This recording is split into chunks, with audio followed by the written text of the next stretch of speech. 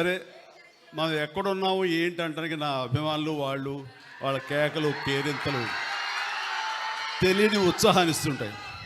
Thank you.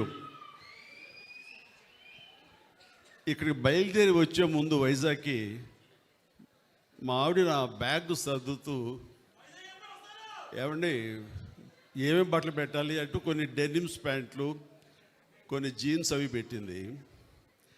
చూడగానే నాకు మిత్రులు యార్లగడ్డ ప్రసాద్ గారు, ఆయన ఆంగికం, ఆయన వేషధారణ, తెలుగుదనం గుర్తొచ్చిన తర్వాత మనం డెనిమ్స్ ప్యాంట్లోని వాటికి వెళ్తే చాలా అసహ్యంగా ఉంటుంది, పంచి కట్టుకుని వెళ్తే ఎలా ఉంటుందని.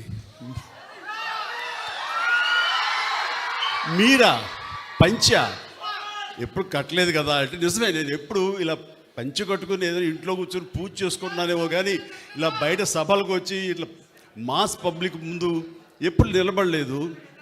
కానీ జాగ్రత్త అంటే ఎప్పుడైనా అలవాటు లేక తడబడి కాలు జారుతారేమో అంది.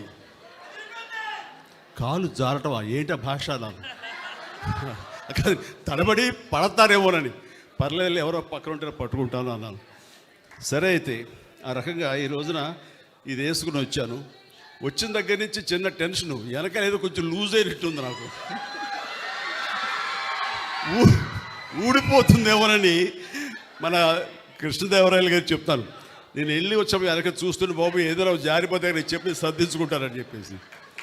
సో అలవాటు లేకపోయినా సరే కొన్ని అలవాటు చేసుకోవడం ఎంత అత్యవసరం, అది ఎంత సంతృప్తినిస్తుంది అనేది అంత ఇంత కాదు. ఈ రోజున ఇక్కడికి వచ్చానంటే కనుక యార్లగడ్డ లక్ష్మీప్రసాద్ గారు, షార్ట్గా వైఎల్పి అనేస్తాం మేము, నాకు చిరకాల మిత్రులు.